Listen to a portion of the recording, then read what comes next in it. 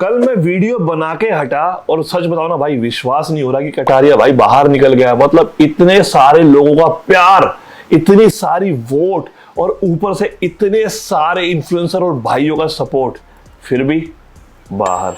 जैसे ही ये न्यूज आई कि कटारिया जो है भाई बिग बॉस से बाहर हो गया, उसके बाद ना सोशल मीडिया पे ना ट्रेंड चलने लगा। मतलब लोग सपोर्ट में और बिग बॉस के खिलाफ कमेंट करने लगे और ट्रेंड चलाने लगे। तो संडे को मैं खुद गया था, तो मीटअप में ना कटारिया भाई के सपोर्ट में हजारों लोग वहां पे शामिल थे, और वो भी इतनी गर्मी में। मीटअप में भाइयों ने इतना प्यार दिखाया और इतना सपोर्ट और इतने वोट किया कि भाई दुनिया हिल गई। यार देखो कितनी मेहनत की, मैंने भी मेहनत की। मतलब समझ रहे हो स्टेज पे कितना कुछ किया। मैंने टी शर्ट निकाल दी भाई साल 2018 में, आज भी याद है मैंने डीयू के कॉलेज में स्टेज पे टी शर्ट निकाली थी, वो भी लड़कियों के कहने पे। भाई भाभी को मत बताना अपनी। मतलब वहां पे बहुत सारे लोगों ने मुझे प्रेशराइज किया था कि भैया आपकी बॉडी बहुत अच्छी है, भैया नहीं मतलब वैसे बोल के कि निकाल दो। और मैंने 2018 के बाद किसी जगह पे पब्लिकली पहली बार टी शर्ट उतारी, वो भी कटारिया भाई के सपोर्ट में, लोगों के कहने से। फिर भी कटारिया भाई 2 दिन के बाद निकाल दिए गए। मीटअप की बात करूं ना, पिछली वीडियो में बताया मीटअप में इतनी गर्मी, लोगों का इतना बुरा हाल, ऊपर से भैया 2 इंसिडेंट हो गए। मतलब बच्चों की जान जाते जाते बची, और एक वो थप्पड़ वाला इंसिडेंट।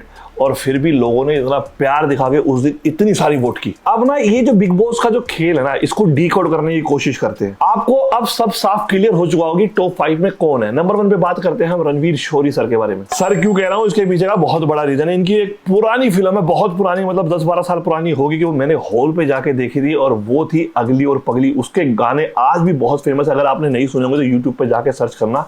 और ये लीड रोल में थे भाई, और वो भी किसके साथ, मलिका शेरावत जी के साथ। इसके अलावा भी इन्होंने बहुत सारी बॉलीवुड की फिल्मों में, जो टाइगर जिंदा है वगैरह में भी आपने इनका कैमियो देखा होगा, और बहुत सारी फिल्मों में और वेब सीरीज में इन्होंने काम किया है। टैलेंटेड है। और वहीं अगर बिग बॉस की बात करें तो इन्होंने बहुत अपना कंट्रीब्यूट किया है और एक्टिव रहे हैं पूरे जितने भी दिन ये बिग बॉस में थे।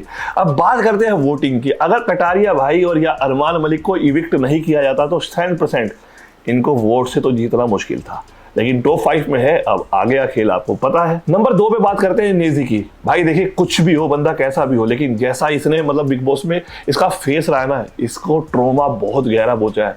मतलब एक बात मुझे यहाँ पे खराब लगी मुनव्वर की, जो मुनव्वर आया है पिछली बार पे, तो डीकोड करने से पहले ये बात आप सुनना। उसने खाने के बारे में कही थी कि भाई कुछ ऐसा कहा था उसने कि नेजी को ऐसा लग रहा है कि घर वाली फीलिंग आ रही है कि यहाँ पे भी खाना कम मिलता है। देखिए भाई मुनव्वर भाई, मैं आपको ये बोल रहा हूँ कि अपने पुराने दिनों का खुद मजाक नहीं बनाया करते। आज आपके घर में खाना है तो ऐसी बातें हो रही है, नहीं तो आपके दिन भी वैसे थे। आपने बहुत बार ये बोला है कि एक रोटी में 2-3 हिस्से करके, मतलब कम खाना था और आपने गुजारा किया है। तो नेजी के लिए यार ऐसी बातें मत बोलो। दूसरी बात, नेजी कैसा भी हो, सुस्त हो, काम ना किया हो, उसके पोटी के मुद्दे उठ रहे हो या वैसे मुद्दे उठ रहे हो, लेकिन एक समय ऐसा भी है कि इस आदमी के ऊपर मूवी बनी। हालांकि कटारे के साथ इसका मतभेद रहा है, लेकिन बाद में शॉर्ट आउट हो गया। कभी इसने किसी को बेचारे को मिसबिहेव नहीं किया। और रही शो की प्रेजेंस की बात, अगर कटारिया होता या अरमान भी होता तो भाई टॉप 2 में नेजी भाई नहीं आ पाते, कितना भी सपोर्ट उनको मिल रहा होता, क्योंकि 85% तक की वोट आ रही थी कटारिया को। नंबर 3 पे आती है सना मकबूल। शो के पहले दिन से ही उसने क्लियर किया है कि लड़की ही जीतनी चाहिए। और अगर डीकोड हम करें तो टॉप 2 टॉप 3 में सना मकबूल अभी भी रहेगी, और अगर कटारिया होता तब भी रहती। तो ये मतलब एक पूरी सिनेरियो बनाया जाता है, पूरी स्टोरी बनाई जाती है। बेशक से रियलिटी शो है, लेकिन पैकेज उसी तरीके से बनाया जाता है ताकि वो एक खूबसूरत बन सके। अगर सिर्फ वोटिंग के आधार पे अगर ये हो जाएगा तो भाई एक तरफा सबको पता है हमारा भाई जीतना था। नंबर 5 कृतिका जी वहां पर है, और उन्होंने पहले ही बोल दिया कि भाई मुझे कोई इंटरेस्ट नहीं है या अरमान जी को कोई इंटरेस्ट नहीं है जीतने में, जीतने चाहिए रणवीर जी। और मेरे ख्याल से साई केतन भी है, अभी उनका पता नहीं है, क्योंकि भाई वो तो ना ही हो तो कोई, मतलब दिमाग की बात करी जाए, पहले गाली दो और फिर गाली सुनी ना जाए, फिर उस पर भड़का भड़की करो। अगर सामने वाला आपसे वेट में और साइज में आधा है तो आप उसे, मतलब क्या बोलते हैं उसको, उस पर हावी हो सकते हो, उसे ट्रॉमा दे सकते हो, मारने पीटने की धमकी दे सकते हो। एक गाली के बदले 50 गाली आप दे सकते हो। जब ये रियलाइज करवाया सबने, तब उसे समझ में आया कि भैया गाली सेम थी, माँ सभी की सेम होती है। तो इसको तो हम मैटर नहीं करेंगे, क्योंकि ये जीत भी नहीं पाएंगे और इनकी खुद की भी इच्छा नहीं है। रणवीर जी का ये नाम लेते हैं तो रणवीर जी ही जीत रहे हैं इनके हिसाब से भी। तो ये डीकोड करने से हमें पता चल जाता है कि भाई टॉप 2 में या टॉप 3 में कौन होने वाले, सना, रणवीर जी और नेजी। तो ये तो थी डीकोड की बात। अब रियलिटी शो की बात करते हैं भाई।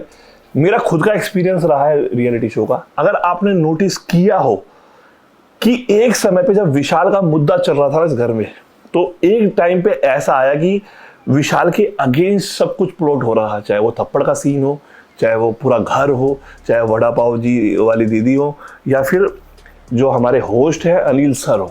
सब ने ही जो है वो पूरा का पूरा जो कांड था वो विशाल के ऊपर थोप दिया। लेकिन 3 हफ्ते के बाद वक्त बदल दिया, हालात बदल दिए। वहां पे तो पॉइंट उठाया अनिल सर ने भी, बिकॉज ऑफ मेकर्स, और डिमांड थी शो की क्योंकि वो हुआ था। और उसके बाद 3 हफ्ते के बाद वही चीज, वही स्टोरी, वही लोग पलट के कर दिए गए अगेंस्ट में और विशाल के पक्ष में। तो ये क्या होता है ना, ये होता है भाई, देखो बहुत सारे लोग पीछे होते हैं, बहुत सारे मेकर्स में बहुत सारी टीम होती है जो डिसाइड करती है कि अब शो को किस एंड की तरफ ले जाना। तो ये उनका काम है। ये हर शो में कुछ ना कुछ ऐसा होता है। अगर आपको याद ना हो तो 7 सीजन था मे बी, जिसमें गौहर थी और एंडी ने वो किया था कटारिया के ऊपर। जब कटारिया और उसकी गाली की लड़ाई हुई थी तो मैंने देखा ट्विटर पे उन्होंने ट्वीट किया था। तब मुझे याद आया उनका सीजन। उनके सीजन में क्या हुआ था, सिर्फ कुशाल ने हाथ लगाया था, हाथ लगाने पे कुशाल को बाहर निकाल दिया गया था। उस टाइम पे सोशल मीडिया इतना ट्रेंड में नहीं था, लेकिन बिग बॉस को कुशाल टंडन को दोबारा बुलाना पड़ा था। तो हर सीजन में कुछ ना कुछ ऐसा होता है जो प्लान या फिर शो की डिमांड होती है। और रियलिटी शो है, लेकिन अगर वो सही थीम पे नहीं चलेगा तो वो चलेगा भी नहीं। अब अगर सपोज कीजिए कि सिर्फ वोटिंग के आधार पे इन्हें करना होता तो क्यों सबसे पहले ही वीक में नीरज गोयल को निकाला जाता, क्यों अभी के टाइम पे इंटरनल वोटिंग से निकाला जाता। तो ये सब चीजें शो के हाथ में होती है भाई। हम खुद डिसाइड करते हैं शो में जाने के लिए, हम खुद साइन करते हैं और ये शो के उनके हिसाब से चलेंगे भाई। अगर लग रहा है अभी इसी केस को पिछले सीजन में अगर हम जाके देखें तो यूके राइडर जो है वो कितना अपने कि मेरे फैंस ये मेरे वो मेरी सेना, पता नहीं कौन सा वो नाम लेते हैं, वो क्यों निकल गए, क्योंकि वो भी इंटरनल इविक्शन था। तो ये चीज़ें होती हैं और ये शो का पैटर्न ही ऐसा लगा लो या उनकी खुद की डिमांड ऐसी लगा लो। और रही एक ना एक कंटेस्टेंट फेवरेट होता है, जैसे अब की बार रणवीर जी है, देखो उम्र हो गई है उनकी और तजुर्बा भी है और फेवरेट होना बनता भी है। लेकिन अगर वोटिंग की बात होती तो भाई एल्विश ने भी ये कमेंट किया है कि वोटिंग होती तो भाई कहीं नहीं जाते, क्योंकि जितनी बार भी वोट आई है वो एक तरफा वोट आई है। जिस तरीके से पिछले सीजन्स में हुआ था कि मुनव्वर को एक तरफा वोट मिलती थी, या उससे पहले सीजन में MC स्टैन को एक तरफा वोट मिलती थी। तो ये सारा जो खेल है वो उनके अकॉर्डिंग खेला जाता है, क्योंकि मैं पहले रियलिटी शो में रह चुका हूँ। अगर आपको हीरो बनाना है तो आपकी पॉजिटिव साइड दिखती है, अगर आपको नहीं बनाना है तो थोड़ी बहुत गलती भी करोगे तो वो शो होगी। तो ये पैटर्न है। अब जैसे खतरों के खिलाड़ी की बात चल रही है तो वहाँ पे आसिम ने जो किया है तो वो देखो ना, एक क्लिप, सिर्फ एक क्लिप उसके पूरे सीजन की TRP से ज्यादा है। मतलब शो की डिमांड थी इसीलिए उसकी जरूरत ही नहीं पड़ी, जो उसने देना था वो एक ही एपिसोड में दे दिया। तो मेकर्स करते हैं भाई, देखो काम है। फिर भी बहुत सपोर्ट कटारिया को मिला, लोगों का और दोस्तों का, इन्फ्लुएंसर्स का और मीडिया का भी। वहीं सब ने प्यार दिखाया। हालांकि कुछ ने क्रिटिसाइज किया, देखिए पार्ट ऑफ गेम है, कुछ अच्छा बताएंगे कुछ बुरा बताएंगे, लेकिन मेरा पॉइंट ऑफ व्यू ये कहता है कि भाई मैंने जितना शो देखा है मुझे वो खराब नहीं लगा। उसके पीछे बेचारे के इल्ज़ाम बहुत लगे कि भाई ये तो मैनेजर है। क्या मैनेजर आदमी नहीं होते भाई, उनको शो में जाने का हक नहीं है? अगर कोई आदमी किसी के लिए काम करता है, मतलब ये स्टोरी ऐसी है जैसे बहुत सारे लोग हैं ना जो मतलब तरक्की कर जाते हैं, क्या उनको हक नहीं है तरक्की करने का? अगर किसी टाइम पे चलो मैनेज भी किया है तो मैनेज करना क्या बुरा है? जितने लोग सेलिब्रिटीज को मैनेज कर रहे हैं वो इंसान नहीं है क्या? और अगर दोस्त की परछाई अगर दोस्त बन रहा है तो इसमें बुरा क्या है? तो ये तो सब बकवास है। लेकिन भाई शो में बहुत किया है, बहुत अच्छा किया और दिल जीता, फ्रेंडशिप निभाई और अच्छा करके आया।